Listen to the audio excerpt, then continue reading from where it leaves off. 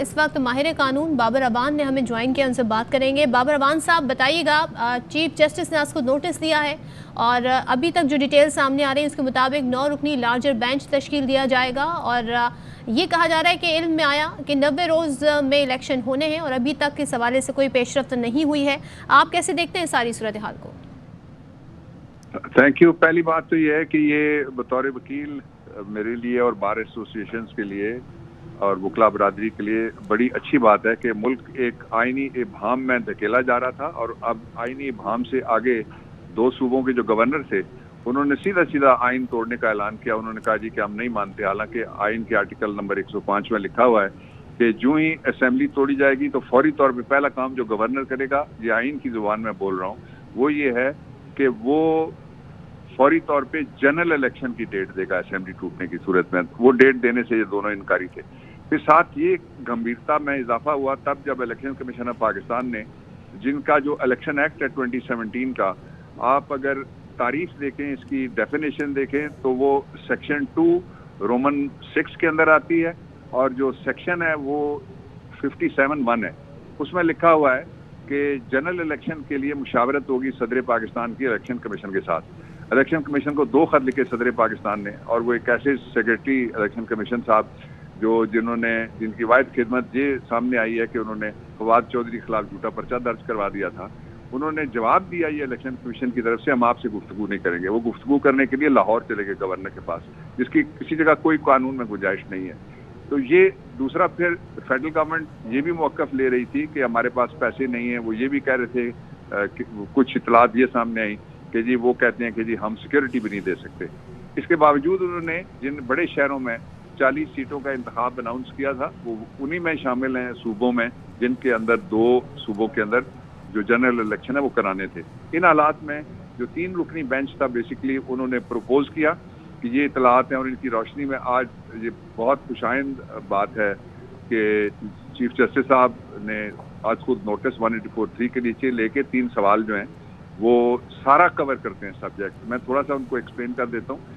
पहला सवाल ये है कि ये इख्तियार किसके पास है कि वो इलेक्शन की तारीख देगा, ये वो तय करेंगे। और दूसरा सवाल है उसके ऑप्टिक्स के बारे में है। और तीसरा सवाल ये है कि क्या इसको 90 दिन जो है उसको उससे आगे जाया जा सकता है, वो एलेट किया जा सकता है, ये टाइम लाइन के बारे में है।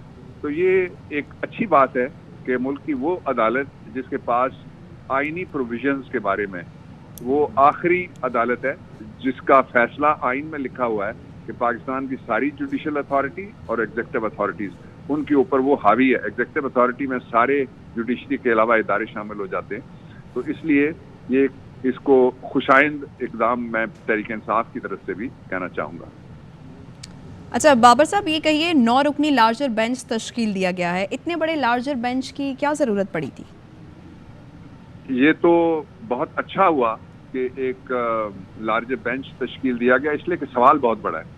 सवाल ये है कि पाकिस्तान एक बाई कैमरल सिस्टम है, यहाँ आइनी मुल्क है। उसमें अगर कोई शख्स कहे कि आइन के मुताबिक अगर मैं नहीं चलूँगा तो तब भी कोई बात नहीं है, तो यहाँ तो आइन के मुताबिक ज़रा सा जो नहीं चला था उसका ट्रायल हुआ और सब ने देखा क्या सज़ा हुई। जो असल इशू है वो ये है कि आइन को किसी तरीके से भी बैक बर्नर पे नहीं रखा जा सकता, सबोटाज नहीं किया जा सकता, उसको उज़्वे मुअत्तल नहीं बनाया जा सकता। इसलिए ये लार्जर पब्लिक इम्पोर्टेंस का सवाल था। जो रिक्वायरमेंट है 184(3) की आइन में लिखा हुआ है, जिसके मुताबिक सुप्रीम कोर्ट ऑफ पाकिस्तान ने ये फैसला किया है। और ये जो बेंच है, इस बेंच से ये तवक्को है कि वो आइन के बारे में हमेशा के लिए ये रास्ता बंद हो जाएगा कि कोई शख्स कोई बहाना लगा के भी ये कहे कि मैं इलेक्शन नहीं करवाता, कोई दूसरा रास्ता खोलने की कोशिश करे, तो ये रास्ते सारे रुक सकते हैं इससे।